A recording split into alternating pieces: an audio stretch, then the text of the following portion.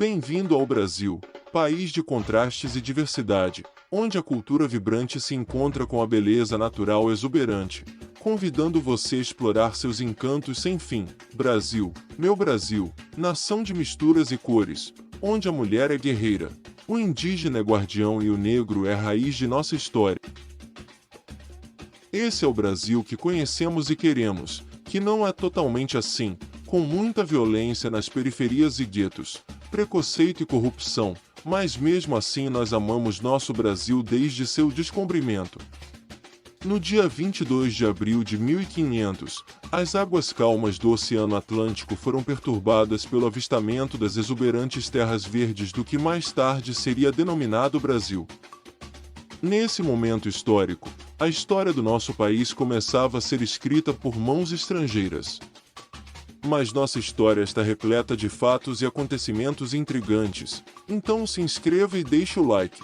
Quem foram esses navegadores audaciosos, que tiveram a coragem de desbravar essas terras desconhecidas?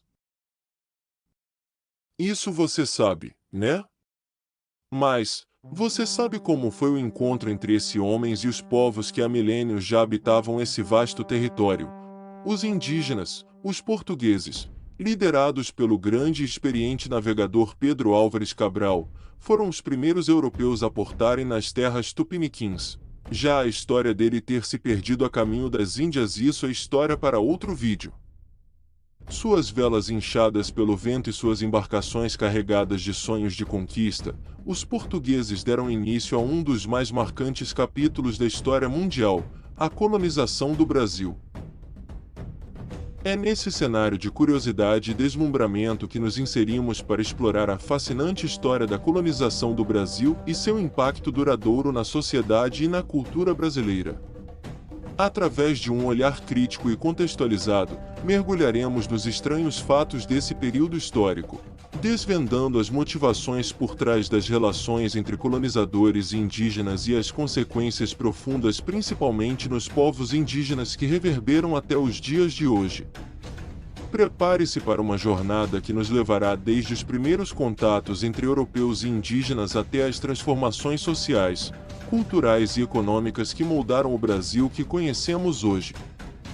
Uma história repleta de contradições, mas também de resiliência, que nos convida a refletir sobre o passado e a construir um futuro mais justo e inclusivo para todos os povos que compartilham essa terra. Como foi o encontro entre europeus e indígenas nas terras brasileiras recém-descobertas?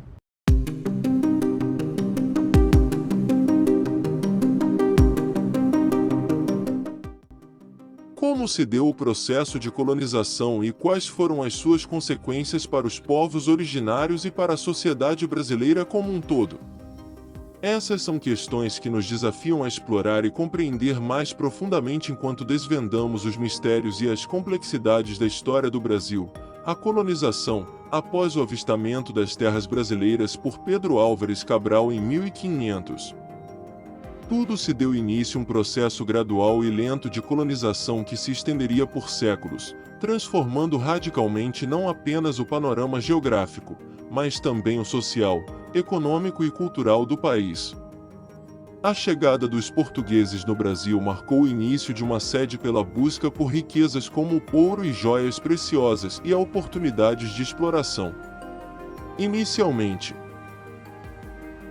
o Brasil era visto como uma terra muito rica em recursos naturais, especialmente o pau-brasil. Uma curiosidade sobre o nome do nosso Brasil: os portugueses escolheram o nome Brasil por causa do pau-brasil, uma árvore encontrada abundantemente na região quando os exploradores portugueses chegaram pela primeira vez em 1500. A descoberta do pau-brasil pelos europeus ocorreu durante a expedição de Pedro Álvares Cabral, quando os portugueses chegaram à costa do que hoje é a Bahia. O nome pau-brasil vem do termo em português antigo pau de brasa ou pau vermelho. Ele foi dado à árvore devido à cor avermelhada de sua madeira, embora não haja uma tradução direta de Brasil para vermelho ou brasa. O nome foi derivado da cor avermelhada da madeira dessa árvore. O pau-brasil era altamente valorizado na Europa por sua madeira vermelha usada na produção de corante vermelho. Assim, os exploradores portugueses chamaram a nova terra de Ilha do Pau-Brasil, e eventualmente o nome foi simplificado para Brasil. A exploração desenfreada desse recurso levou os portugueses a estabelecerem os primeiros assentamentos ao longo do litoral, onde encontraram relativa facilidade em lidar com os povos indígenas locais. Com o passar do tempo, a colonização se expandiu para além das áreas litorâneas, adentrando o interior do território. Assim surgiram as capitanias hereditárias.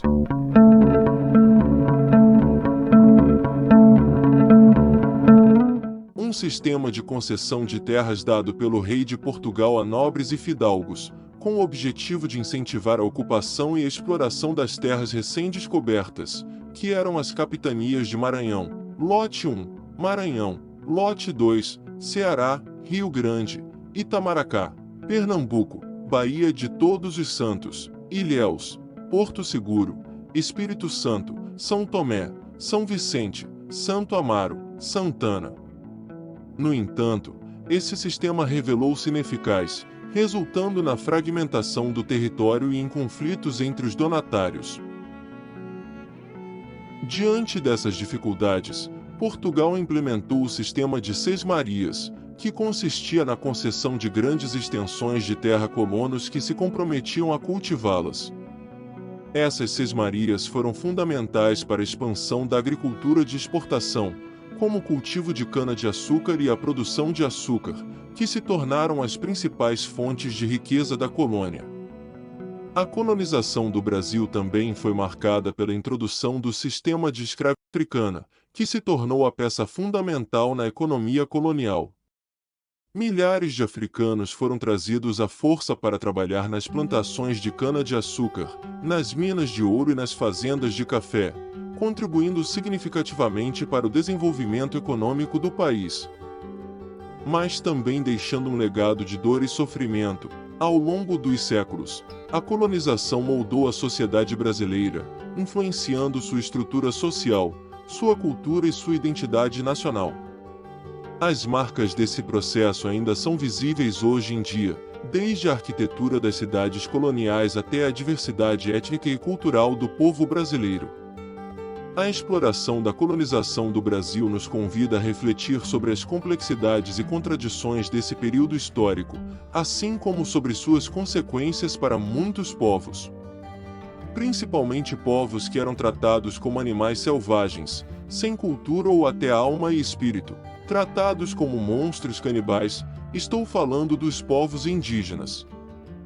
Que não foi falado até agora. Você sabe o que os indígenas estavam fazendo a essa altura da colonização? Antes da chegada dos europeus ao Brasil em 1500, o território brasileiro era habitado por uma vasta diversidade de povos indígenas, que desenvolveram sociedades complexas e culturas ricas ao longo de milênios. Esses povos, compostos por diversas etnias, falavam línguas diferentes e tinham modos de vida variados, culturas diferentes dos europeus, tudo adaptados às condições ambientais de suas regiões.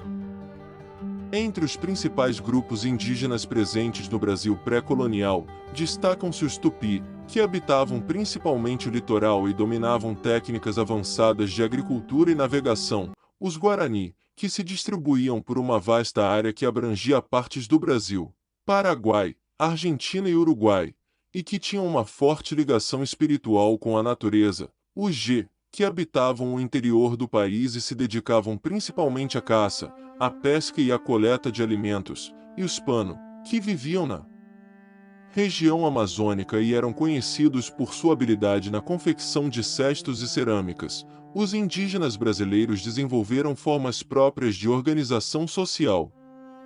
Algumas sociedades indígenas eram lideradas por chefes ou caciques, que exerciam autoridade sobre suas comunidades. Esses líderes muitas vezes eram escolhidos por meio de processos hereditários, mas também podiam ser selecionados com base em suas habilidades, conquistas ou reconhecimento dentro da comunidade.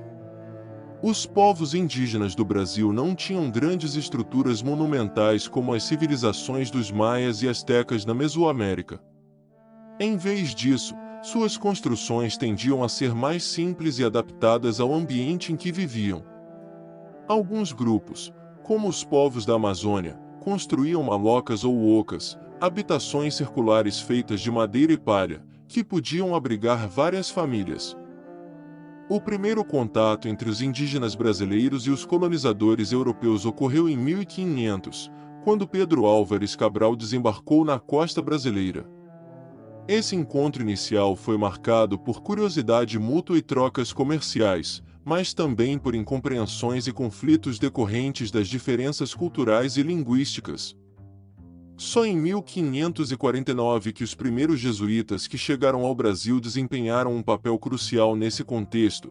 Os jesuítas eram membros da Companhia de Jesus, uma ordem religiosa fundada por Inácio de Loyola no século XVI, com o objetivo de promover o cristianismo e combater a propagação do protestantismo. Os jesuítas eram conhecidos por seu fervor religioso e seu compromisso com a evangelização e educação. Eles foram enviados para a colônia com a missão de converter os povos indígenas ao cristianismo e assimilar sua cultura à cultura europeia. Manuel da Nóbrega, Antônio Vieira e José de Anchieta foram os primeiros padres jesuítas a chegarem no Brasil. Por um lado, eles buscavam converter os indígenas ao cristianismo, oferecendo-lhes proteção contra os europeus e assistência espiritual. Os jesuítas ensinavam os indígenas a ler, escrever e falar português, além de introduzir-lhes os princípios do cristianismo. No entanto, o trabalho dos jesuítas nem sempre foi bem recebido pelos povos indígenas. Muitos deles resistiram à conversão ao cristianismo e à imposição da cultura europeia, preferindo manter suas tradições e crenças ancestrais. Além disso, os métodos utilizados pelos jesuítas nem sempre foram pacíficos, e muitas vezes incluíam a coerção e a repressão. Por outro lado, foram os maiores responsáveis por contribuir para a disseminação de doenças e para a destruição de muitas comunidades indígenas. O que acontecia era, ou os indígenas aceitavam o cristianismo ou eram mortos pela espada. Foi uma conversão forçada que a Igreja fez.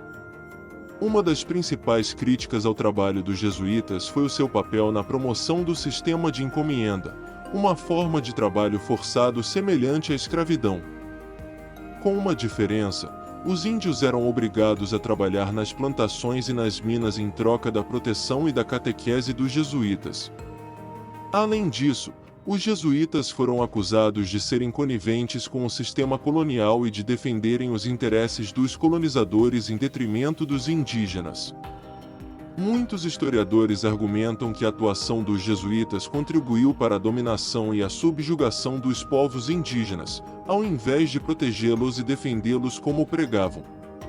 O papel dos jesuítas na colonização do Brasil é marcado por ambiguidades e contradições. Embora tenham desempenhado um papel importante na disseminação do cristianismo e na educação dos indígenas, também foram responsáveis por práticas questionáveis e controversas, que contribuíram para a opressão e o sofrimento dos povos nativos. Ao longo dos séculos, os indígenas brasileiros foram sujeitados a um processo de despojamento de suas terras e recursos, bem como a marginalização social e cultural. Muitos foram dizimados por doenças trazidas pelos europeus, como a varíola e o sarampo, enquanto outros foram submetidos a um regime de trabalho forçado nas plantações e nas minas, como os povos africanos foram. Ao refletirmos sobre a história da colonização do Brasil e o papel dos jesuítas nesse processo, somos confrontados e marcados por contradições, injustiças e sofrimento.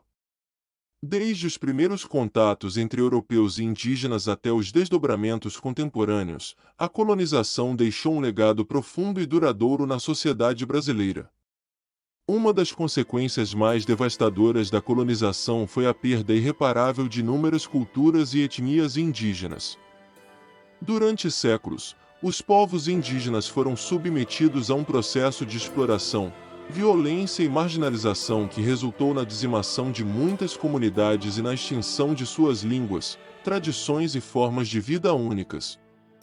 Estima-se que cerca de 90% da população indígena tenha sido exterminada em apenas um século após a chegada dos europeus, representando uma das maiores tragédias humanitárias da história.